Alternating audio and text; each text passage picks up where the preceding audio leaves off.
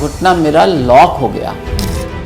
Bathroom भी जाने में मेरे को इतना परेशानी हुई कि मैं नहीं चल सकता। डॉक्टर साहब को दिखाया तो उन्होंने बताया कि आपका जो दाएं वाला घुटना है वो भी अब काफ़ी डैमेज हो चुका है, दिन ब दिन ख़राब हो रहा है। कि जैसी जैसी मेरी एक्सपेक्टेशंस थी इस हॉस्पिटल से, उससे बेटर रिजल्ट्स मिले। सर्जरी करानी है तो मैंने सर्जरी यहीं हीलिंग हॉस्पिटल से करानी है। क्या वाकई मैं खड़ा हो पाऊँगा? लेकिन मैंने पाया कि मैं बिल्कुल खड़ा हो पाया।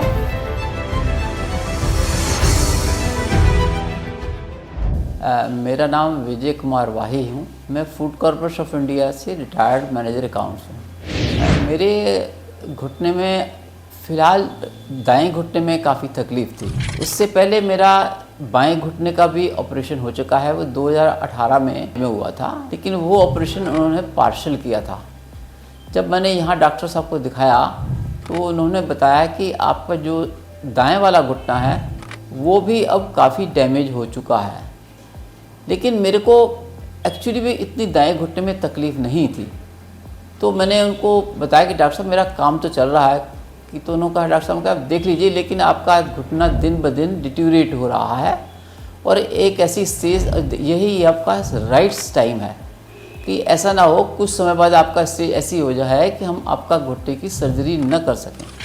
एक दिन पिछले 10 दिन या 15 दिन पहले मेरा जो बाएं घुटना है, जिसमें ऑलरेडी मेरी सर्जरी हुई, वो घुटना मेरा लॉक हो गया और इतना मैं उससे परेशान हो गया कि मैं अपने बेडरूम से बाथरूम भी जाने में मेरे को इतना परेशानी हुई कि मैं नहीं चल सकता था। मैंने अपना को ड्रैग करके किसी तरह मैं बाथरूम गया।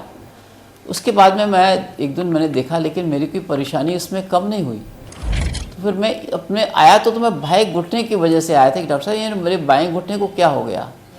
तो डॉक्टर साहब ने मेरे को देखा, मेरा बाएं घुटना का एक्सरे कराया, दाएं घुटने का भी एक्सरे कराया। उन्हें बताया कि आपके बाएं घुटने में आई है, वो तो आपकी ऑलरेडी सर्जरी हुई है, उसमें तो एक मामूली सी मोच आ गई है, यह कोई इतनी सीरियस बात नहीं है।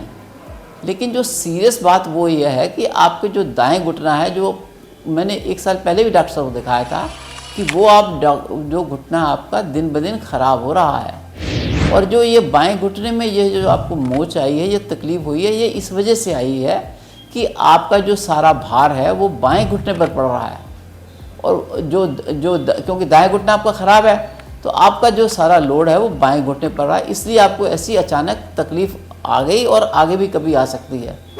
लेकिन जब आप ये दाएं घुटने का अपना इलाज करवा लेंगे, इसकी सर्जरी करा लेंगे, तो आपको जो बाएं घुटने वाली जो परेशानी जो आई थी या कभी आ सकती है, वो भी यह परेशानी कभी नहीं आएगी। इसलिए उन्होंने सजेस्ट किया कि आप दाएँ घुटने का भी इलाज कीजिए, लेकिन पहले बाएँ घुटना 8-10 दिन में आपका ठीक हो जाए, तब मेरे पास में आइएगा। मैं जब वो ठीक हो गया और मैंने फिर डॉक्टर साहब के बारे में बाहर से पता किया, तो मुझे डॉक्टर साहब की रेपुटेशन के बारे में बहुत अच्छे रिस्पॉन्स मिले। जहाँ से भी मैंने पता किया मेरे को बहुत अच्छे रिस्पॉन्स। मेरे एक रिश्तेदार भी हैं जो कि खुद सर्जन हैं, उन्होंने मेरे को डॉक्टर साहब का बताया कि भी he is one of the finest doctors in India. तो इसलिए मैंने मन बना लिया कि अगर मैंने सर्जरी करानी है तो मैंने सर्जरी यहीं हीलिंग हॉस्पिटल से करानी है, doctor TS Gill healing hospital से।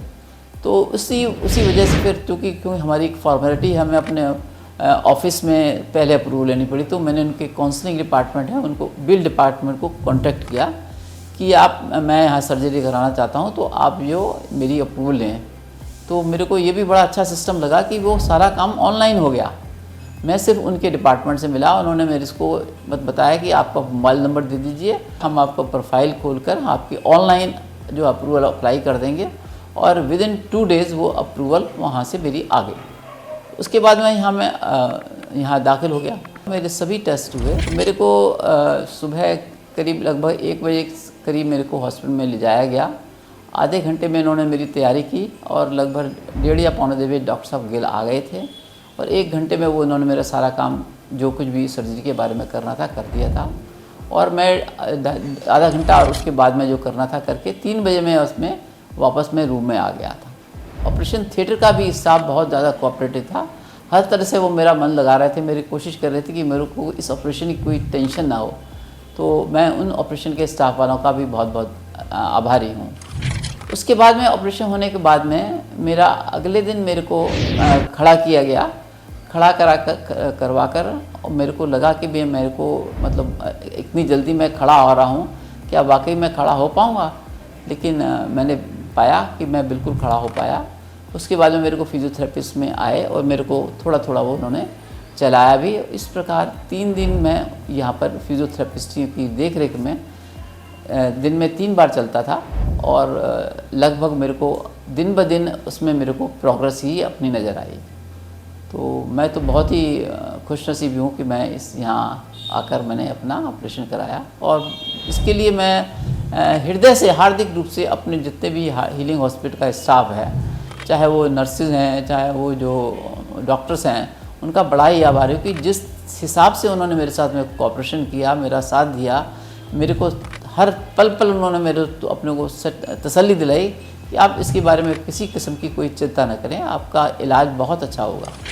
और यह मैं बड़ा अपने आप को खुश नसीब समझता हूँ कि जैसी जैसी मेरी एक्सपेक्टेशंस थी इस हॉस्पिटल से, उन एक्सपेक्टेशन से मुझे उससे बेटर रिजल्ट्स मिले हैं। क्योंकि सभी डॉक्टर, सभी नर्सेज इतने कोऑपरेटिव हैं, इतने हर तरह किसी तरह भी, जब भी मेरे को कोई तकलीफ़ हुई थोड़ी बहुत ही, जब भी मैंने बुलाया, वो सभी मेरे पास में इस तरह आए हुए और बहुत ही मुझे प्यार से और उन्होंने रखा। तो ये मैं भविष्य में यही करूँगा कि कोई भी अगर मेरी वीडियो देख रहा है तो भविष्य में कभी भी आप कहें तो, लेकिन इस हीलिंग हॉस्पिटल में एक बार कांटेक्ट करें, तो आपका जो भी आपको दिक्कत परेशानी है, आपकी यह परेशानियाँ सभी बहुत अच्छी तरह से हैंडल होंगी। पर्टिकुलरली डॉक्टर साहब का, डॉक्टर गिल का, उनका बिहेवियर, उनकी जो मतलब वो हम क्या कह सकते हैं हम इसको, कि उनको जिस हिसाब से उन्होंने मेरे को हैंडल किया, आई एम रियली ग्रेटफुल।